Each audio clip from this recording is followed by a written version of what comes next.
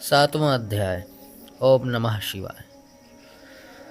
ब्रह्मा जी ने कहा, हे नारद, इस प्रकार निर्विकार एवं निराकार पार ब्रह्म की बहुत प्रकार से स्तुति करने के उपरांत हमने उनसे यह प्रार्थना की, हे प्रभु, आप हमारे समक्ष अपने स्वरूप को प्रकट कीजिए।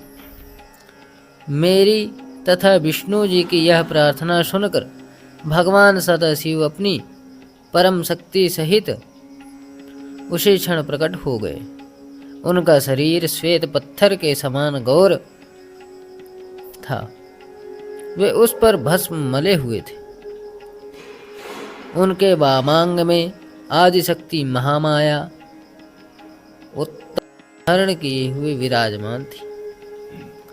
इस प्रकार जब उन्होंने उनका दर्शन दिया तो उनके स्वरूप को देखकर हम दोनों को इतना अधिक आनंद हुआ कि उस प्रसन्नता में हमारे नेत्रों में आंसू बह निकले और वाणी गदगदा हो गई।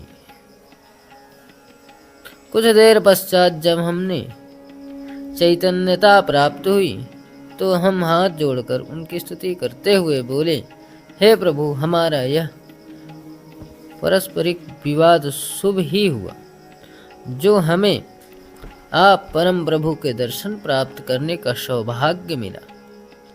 निश्चय ही हमारे शुभ कर्मों का उदय हुआ, जो हम आपको देखकर लोक परलोक का आनंद प्राप्त कर रहे हैं। हे प्रभु, हमसे जो कुछ अपराध हुआ उसे आप कृपा पूर्वक क्षमा कर दीजिए। हम दोनों ने भगवान सदाशिव को अपना स्वामी स्वीकार कर लिया